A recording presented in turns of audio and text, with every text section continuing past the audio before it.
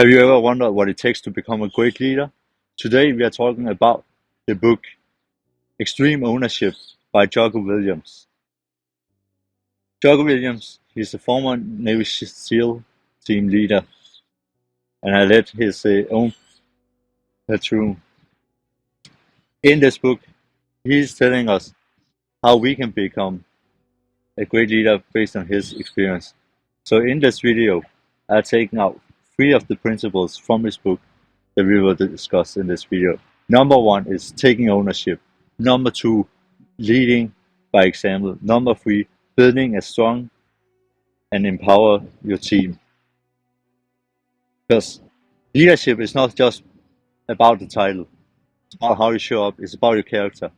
It's about what you do as a leader. And this is what we will uncover through Jocko Williams' principle in his book Extreme Ownership. So let's dive right into the first principle. Point 1 of taking ownership. So let me first tell you a personal story. When I first heard about Jocko Williams on a podcast, I think it was Joe Rogan podcast, and he talked about this principle, taking ownership, and about his book. When I first time got presented to it, I actually started in my own life. I used it in my personal life to look at every situation as it was my fault, or at least I took the responsibility, because everything is not your fault, but you can still take some responsibilities in it, and that was what I did. So I started to look at every single event, every single situation, and ask myself, what can I do in this situation? What could I do differently? And it immediately created an empowerment for me to actually get more control over the situation. I could not control what happened in that moment, but I could control my reaction to it, or what will happen as a response to the whole situation. And this left me with a big sense of empowerment and also feel of control, because I took that accountability for the situation.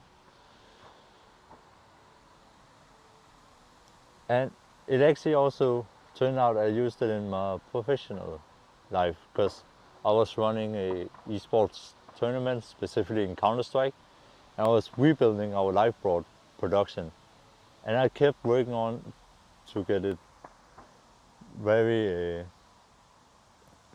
good, and we became consistent, but we kept making the same mistakes. But my response to it was that I actually became a bit pissed and angry when things happened. I was smashing my hand into the table, into the door, because I was so fucking pissed. But it wasn't actually really productive.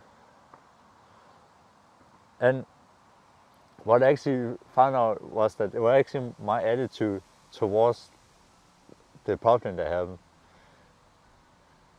It was actually my responsibility to not getting pissed at the situation, but asking what is going on, to actually start the collaboration, to start asking the questions that make us able to improve it.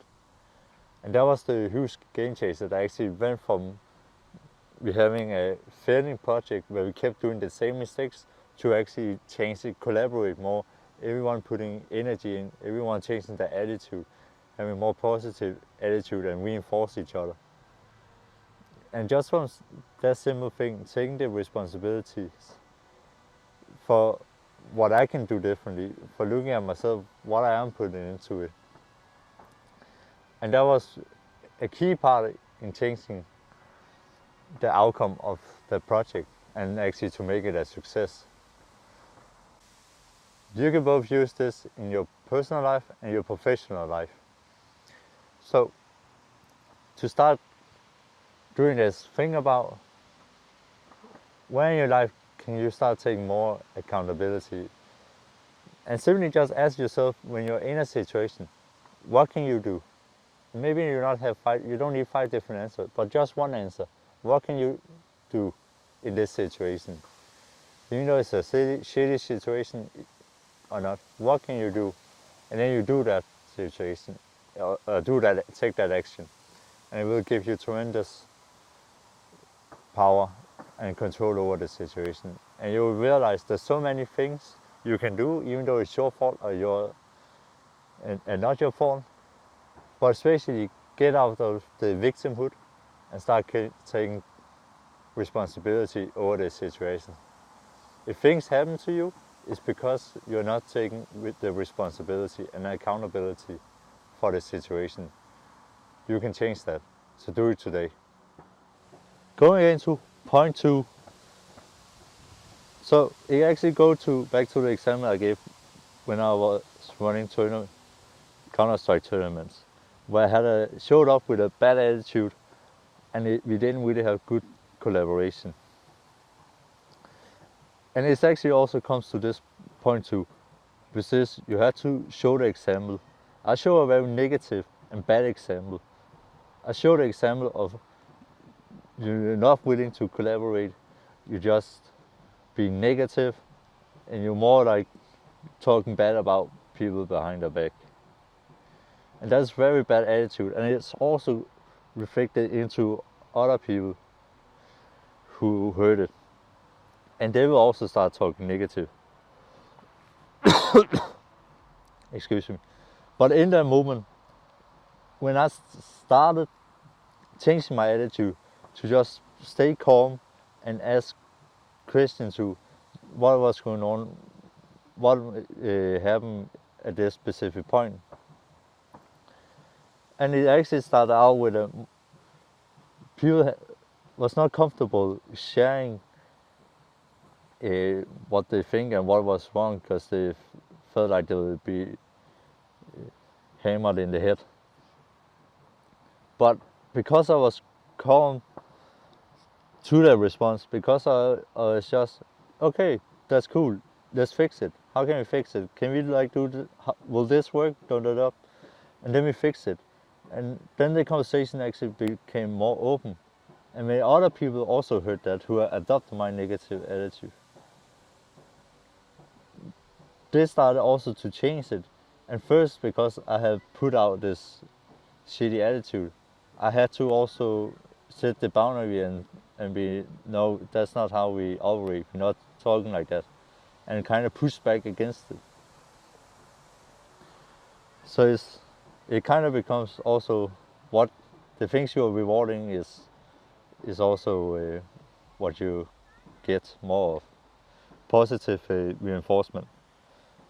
But especially in this situation, I didn't show up as a leader, and there's so many examples where you will see, especially in corporate, then you have the leader go out and say, oh yeah, we had to do this, and then they disappear for the next 2 weeks and you never see them again. This is absolutely shitty leadership. Sometimes you have to take the shovel and start digging. So point number 3, which is building a strong team and empower your team. Because you cannot do everything on your own, and you need a strong team to complement your strength and add up for your weaknesses. And I actually was at a workshop where we talk about this, going through transformation and changes within the company, and how do you get people on board to do so and also execute the plan. Because there's a lot of uncertainty, people have a lot of questions, but it all boils down to a very simple thing, which is create a psychological safe place where people are able to express their thoughts, feeling safe in saying their opinion, and maybe just what they are feeling from a base point. Because we talk about, sometimes you just have a bad day. So you as a leader, it's very important that you show up and you set the example that just go out and say, hey, I have a bad day. So everyone knows, okay, if you snap, it's nothing personal. You're just having a bad day. But part of it can also just be that you open up the floor to ask questions. You make sure everyone can feel that they're heard. Make sure asking everyone what they think and let them respond and not cutting them off. Actually, let people answer. And also just follow up with questions to understand their points. And all these things are part of creating a psychological safe space where people actually can share their thoughts and then also get on board for what your plan is. And building a strong team is kind of based on what we talked about before, because you have to take accountability and help the team. Okay, does someone need some more training? Does someone has a hard time to understand it? So you have to spend more time on actually explaining it to them so they actually do understand and not just be they're an idiot. But you also have to show up and set the example and show it, like, what is it that you actually want in the team to also make the team strong. Because you cannot just sit behind a wall, behind a desk, and just go out and say it and then go away again. You have to be there. You have to show up and do the action yourself. And that is the book Extreme Ownership by Jocko Willink. Book about how to take ownership and become a leader. Cover taking ownership, the accountability part. You have to show up, set the example, and you also have to build a strong team and also empower your team. So let me know in the comment section below what you think is a great leader, and remember to subscribe and like. I'm Jesper. I'm out.